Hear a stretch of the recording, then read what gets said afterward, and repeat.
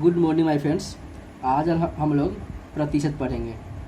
इससे पहले मैंने सीआई और एसआई पढ़ा चुका हूँ। आज हम लोग परसेंटेज पढ़ेंगे, ठीक है। Percentage, okay. इसको पढ़ाने से पहले मैं कुछ फ्रैक्शन एंड परसेंटेज के रिलेशन बता दूँगा, ठीक है। फ्रैक्शन में परसेंटेज, इसको फ्रैक्शन में कैसे चेंज किया जाता है। 10% क्या होता है, 1/10। इसको मैं सीआई में बता चुका हूँ, ठीक है। आप लोग समझ रहे होंगे। 10%, 20% इजकल्स टू 1/5। 20 जो मैं लिख रहा हूँ ना, एग्जाम में यही परसेंट आते हैं ज़्यादातर, इसलिए मैं ये लिखवा रहा हूँ। 25% इजकल्स टू 1/4, ठीक है। 12.5% 1/8 बता चुका ना। 6.1/4%, देखो 1/8 होता है ना। 24, 25, 25, 1/16 होता है। क्या होता है, 1/16। अब क्या है, 16 सही 2/3%, 16 43 50, 1/6 देख रहे हो ना। 16 43 तो 50, 50/3, 50 2 100, 1/6, ठीक है। ये सब आपको देखो, किसी भी परसेंटेज हो, सीआई और एसआई हो, यही परसेंटेज देखने को मिलेगा आपको। 6.5%, 6.4%, 16 सही 2/3%, 25% और 12.5%। ये तो नॉर्मल है। 10%, 20% कहीं कहीं देखा जाएगा, ये भी दिख जाता है। सिंपल पूछना हो तो 10% या 20% ही होता है, ठीक है। अच्छा, डिफिकल्ट करना तो ये कर देता है 12.5%, 6.1/4% या 16.2/3 फिर करता है। कुछ और देख लेते हो आप डिफिकल्ट और 14.2/7%। देखो 14 7 98 100, 1/7। 11.1/9 इसका टू 1/9 होता है। देखो 11 99 100 कैंसिल। 9.1/11 होता है 1/11। ये परसेंट है ना, परसेंट लगा दो, ठीक है। ये होता है आपको। इतना डिफिकल्ट में आता है। ये कहीं कहीं देखने को मिलता है आपको, कहीं कहीं देखने को मिलता है आपको परसेंटेज है, ठीक है। कुछ मैं इससे पहले लिखवा दूँ। 14.2/7%। देखो इसे मल्टीप्लाई करोगे तो 4,998 प्लस 2 5,000, 5,000 कैंसिल करोगे तो 50/7 आता है। 7 7 49, 7 7 49, 1/7 यानी 7.1/7 आता है। एक बहुत साल पहले पूछा गया था, ठीक है। इसकी याद हो, ये याद होगा, जल्दी कर लोगे आप लोग। ये देखो मल्टीप्लाई करने टाइम लग रहा है ना, याद होगा जल्दी कर लोगे।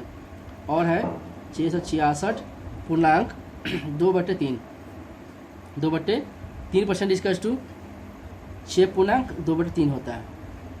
देखिए इसे मल्टीप्लाई करोगे तो 998 आता है। क्या 900 क्या आता है, 1998। क्या आता है, 1998 आता है। दो क्या जाएगा, 2000, 2000/3, 20/3 आएगा। 18 2 20/3 आएगा। कि देखो 1998 ये आएंगे। 2 जोड़ोगे तो क्या 2000, 2000/3, 2 से 2 कैंसिल, 20/3, 6 18 20, 20/3, 3 4 18, 2/3, ठीक है। ये आपको याद होना चाहिए। ये परसेंटेज में है, याद होगा तो जल्दी जल्दी होगा, याद होगा तो जल्दी जल्दी होगा। हम लोग कहीं कहीं परसेंट यूज करेंगे, कहीं कहीं फ्रैक्शन यूज करेंगे, कहीं कहीं परसेंट यूज करेंगे और कहीं कहीं फ्रैक्शन यूज करेंगे, भिन्न यूज करेंगे, ठीक है। चलिए हम लोग इससे पहले पढ़ लेते हैं क्या, क्रमवार बटा, क्योंकि परसेंटेज का भाग है ना। जैसे पढ़े सक्सेसिव बटा, SUCC, successive discount, successive discount जिसे बोलते हैं क्रमवार बटा, क्रमवार बटा जिसे बोलते हैं। देखिए ये देखिए, कोई सामान 100 रुपये मिल रहा है, 100 रुपये मिल रहा है। इस पर पहले 10% डिस्काउंट मिल रहा है, उसके बाद 20%, उसके बाद 30%, ठीक है। उसके बाद 30%। तो लास्ट में प्राइस कितना होगा आप लोगों को, पहले 10% निकालोगे। क्या बोला है, एक दुकानदार 100 रुपये के सामान पर क्रमशः 10%, 20% तथा 30% का डिस्काउंट देता है तो उसका विक्रय मूल्य ज्ञात कीजिए। देखिए 100 का 10% निकालो तो इसके 90 आ जाएगा, नहीं 10 कम हो गया। अब इस पर 20%, 9 दूना 18, 18 का मतलब क्या आएगा 72 आ गया। इसका निकालोगे, इसका 30% निकालोगे, देखो जीरो कैंसिल, एक जीरो बचा हुआ नीचे, अपॉन में देखो 30% है ना, तो परसेंट 3/10 मल्टीप्लाई करो, 3 दूना 6, 7 21, 21 ये तो ये आ गया, घटाया नहीं अभी घटाया नहीं गया, आप घटा दो तो जो घटा वो आंसर आ जाएगा आपका। ठीक है, ये घटा कर लिखा गया। देखिए 100 का 10% 10, 100 में से 90, 100 में से 10 90 आया, 90 का 20% 18 आता है, तो 90 में से 18 72 आ गया। अब इसका 72 का 30% निकालोगे तो 21.6 आएगा, तो इसमें से घटा दो, जो घटाओगे वही आंसर आ जाएगा आपका। 0.4, 1 - 1 0 और 7 - 2 5, ये आपका आंसर आ गया। यानी 100 रुपये का सामान 10%, 20% तथा 30% डिस्काउंट देने के बाद 50 रुपया 40 पैसे मिलेगा आपको। ठीक है, ऐसे ही मिलते हैं। पहले इसमें डायरेक्ट सबको ऐड करके नहीं कर सकते हम, पहले जो पहले मिलेगा 10% पे निकाल देंगे, उसके बाद 20% निकालेंगे, उसके बाद 30% निकालेंगे, ऐसे निकालना होता है आपको। और एक साथ निकालना चाहोगे, होता है ना सक्सेसिव बटा, क्रमवार बटा, ये क्रमवार बटा, ये तो इसी को तो बोलते हैं क्रमवार बटा, क्रमवार सक्सेसिव डिस्काउंट बोलते हैं। पहले 10%, उसके बाद 20%, उसके बाद 30%। ठीक है, एक होता है समतुल्य बटा, समतुल्य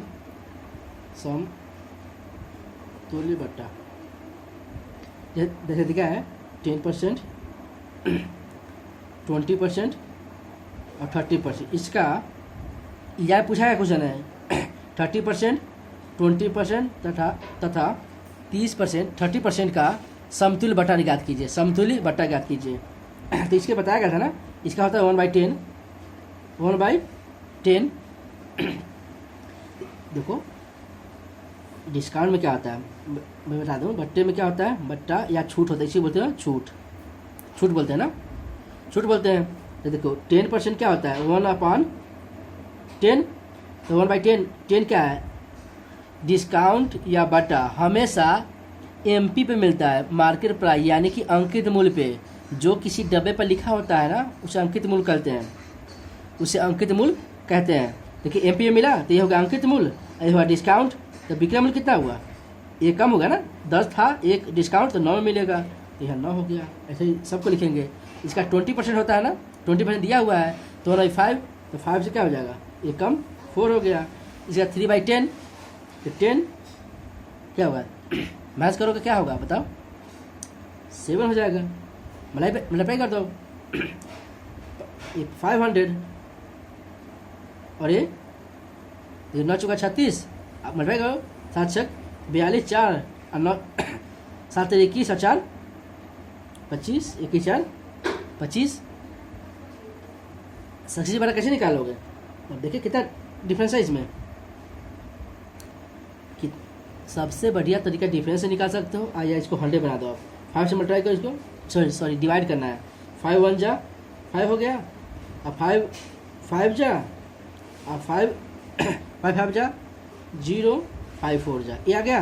अब जो डिफरेंस निकालोगे ना वही होगा आपका सक्सेसिव समतुल्य बटा 3 का ना, सक्सेसिव डिस्काउंट बोलते हैं ना, इसको समतुल्य तीनों का जो मिक्स आएगा, परसेंटेज मिक्स छूट आएगा 10%, 20% और 30% को मिलाने के बाद जो छूट आएगा ना, उसको ये होगा आएगा। आप देखिए 0.6, 9 हो गया, 9 में 0 9,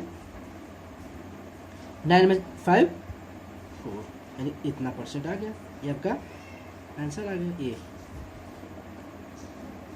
हमेशा ध्यान रखना, समतुल्य बटा निकालने के लिए हमेशा 100 कर दोगे ना तो डायरेक्ट डिफरेंस से आंसर आता है।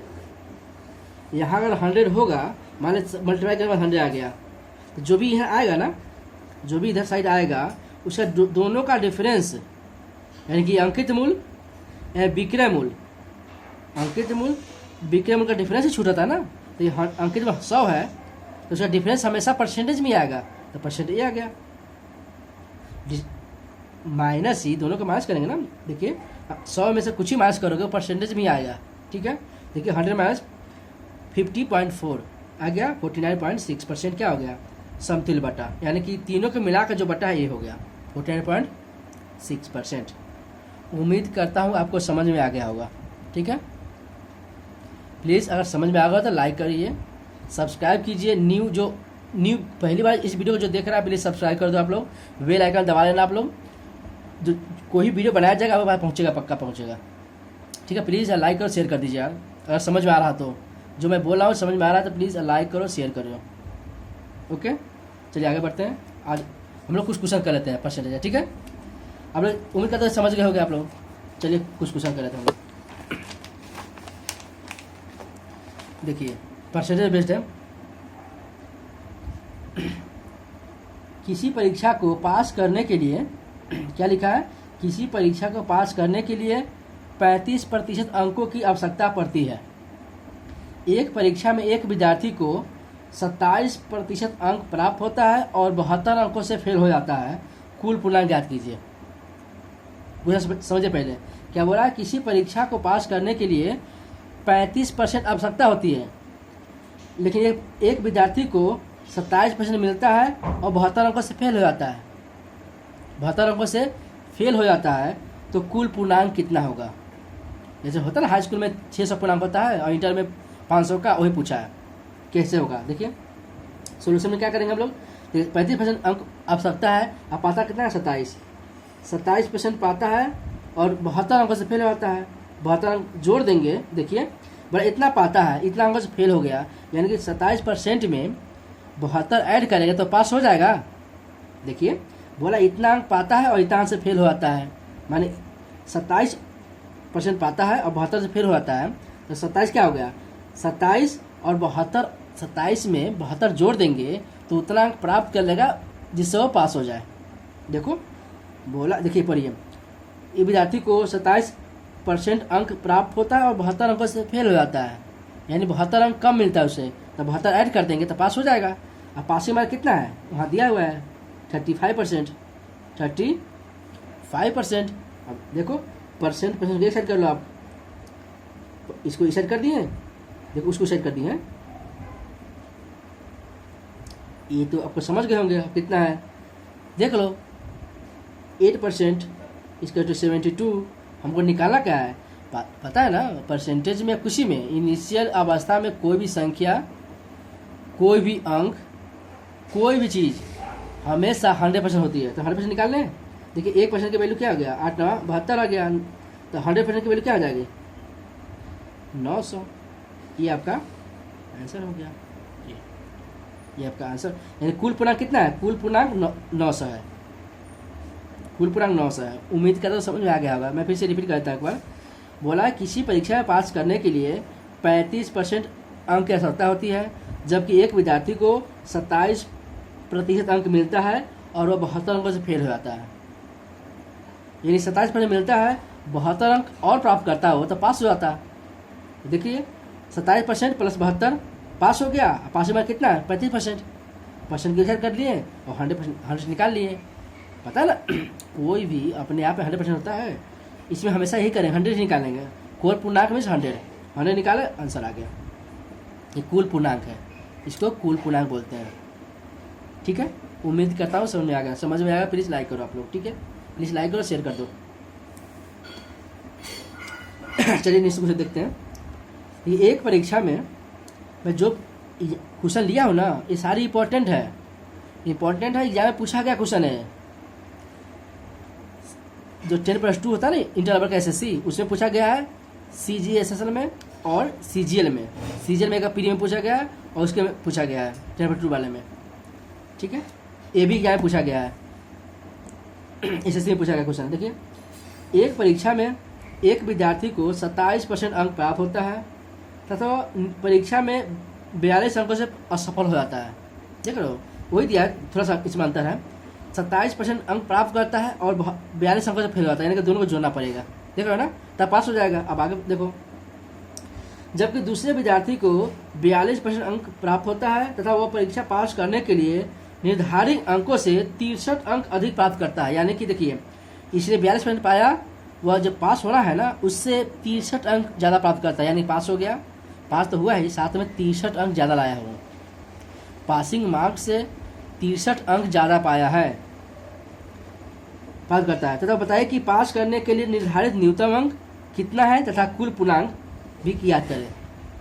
माने पासिंग मार्क कितना होता है, जैसे होता है ना हाई स्कूल में 33% है यहाँ पे यूपी में, वही, और कुल पूर्णांक 600, तो दोनों निकालना आपको। तो कैसे करें हम लोग, देखो, एक विद्यार्थी 27% अंक प्राप्त करता है और 42 अंकों से फेल होता है, तब 42 जोड़ दें, ये हो गया पासिंग मार्क। और दूसरा विद्यार्थी क्या कर रहा है, पासिंग मार्क हुआ, उसका भी पासिंग मार्क इक्वल कर देंगे।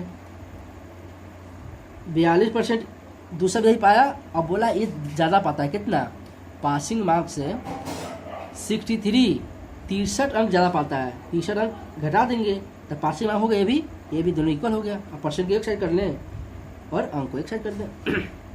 देखिए, इसको इधर कर, इसको इधर कर दें, 42 + 63, 42 - 27, देखो मैच करो आप लोग, 12 में से 7 गया 5, 3 में से 2 गया 1, 15% है, 3 2 5, अच्छा 4 10, 105 आया। अब देखो पासिंग मार्क कितना है, 42 अंक जो मिला है, इसको चेंज कर दोगे ना परसेंटेज में, ऐड कर दोगे तो पासिंग मार्क हो जाएगा। पहले 100 निकालते हैं, 15 का 15, 15 7 105, और 100 की वैल्यू कितना आ जाएगी, 700। ये जो है ये कुल पूर्णांक है, कुल पूर्णांक है, पूर्णांक होगा। अब देखिए कुल पूर्णांक क्या करोगे, अब देखिए 100 कुल पूर्णांक आ गया। अब बोला है न्यूनतम होता है ना पासिंग मार्क कितना, जैसे यूपी में है 33% पासिंग मार्क, उससे कम पाओगे फेल हो जाओगे, तो न्यूनतम मार्क भी निकालना आपको। देखिए न्यूनतम मार्क 27% प्लस 42 अंक है, तो 42 अंक को परसेंट में चेंज करेंगे। 100%, देखिए 1 = 7 है, तो 42 में कितना हो जाएगा, देखिए 7 अंक 1% है, 7 अंक बराबर 1%, देखिए 7 बराबर 1% है, तो 42 में क्या हो जाएगा, 42, देखिए 7 से 42 यानी 6%, तो 42 अंक बराबर कितना होगा, इसमें 6 से गुना कर 42 आ गया, इसमें 6 से गुना 6% आ गया, तो क्या देखिए निर्धारित न्यूनतम अंक